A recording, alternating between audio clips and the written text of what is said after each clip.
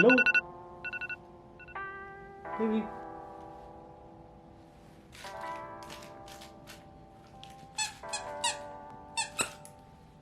So I'm finally up, but Sora's still underneath the bed, so I have to figure out a way to get her out because she's literally the laziest dog in the world.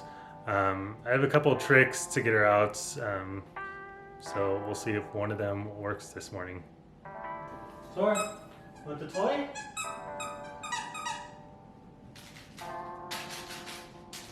Want the toy? Want a treat? Come on, come get a treat. Alright, I'm leaving. I'm leaving. Good morning, Sora. You coming? Come on, good morning. Come here. Oh, good morning.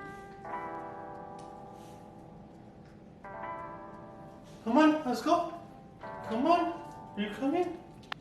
Oh, good girl. Welcome. Come on.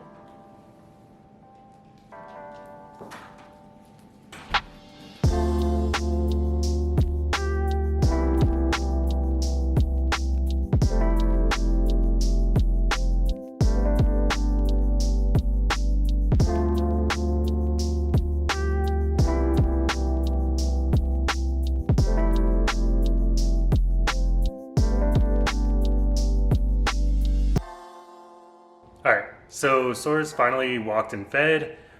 Today I want to talk about why I decided to move from California to New York. But before I do that, I'm going to go jump in the shower and freshen up because I definitely look like a hot mess right now. So I will be right back. So today I'm going to be talking about why I decided to move from California to New York during the middle of a pandemic. But before I jump in any further, please like and subscribe to join me on this new chapter of my life and explore New York with me.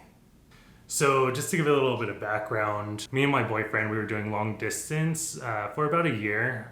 He was from New York, I lived in California, and basically we were going back and forth about monthly to visit each other. I was actually planning to move out to New York around September 2020, just so I could get a little bit more time with my family and friends.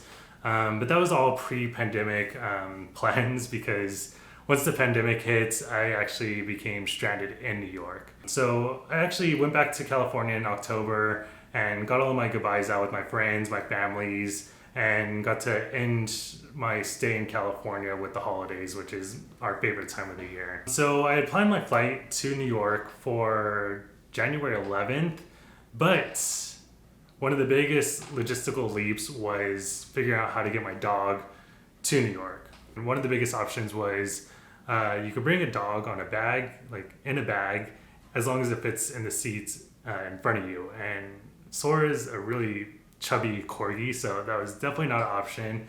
So the last option was getting her qualified as an emotional support animal. And it finally seemed like everything was going to work out for me to be able to bring Sora on the plane as an emotional support animal.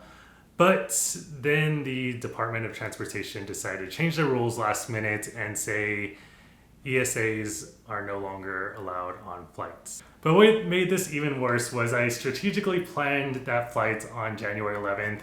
So I was able to spend my last day in California on my mom's birthday, which was January 10th. So thank you so much, Department of Transportation. You made me the worst son ever by making me move across the country on my mom's birthday. But I did, and I'm here now. And pretty much my first impressions on New York was, I don't think New York liked me very much.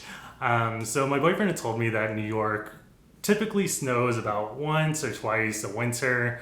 But New York greeted me with a winter that was pretty much equivalent to the winter in Game of Thrones. It was just horrific storms, like every day, just piles of snow on the street that would just never melt. And granted, I have to take my dog out 2 to 3 times a day, and that was just not pleasant for me or Sora. Check out this video of me suffering in the snow, taking Sora on a walk. But overall, I'm truly loving New York. There's just so much to see and do and eat, and I honestly haven't even grazed the surface of things to do.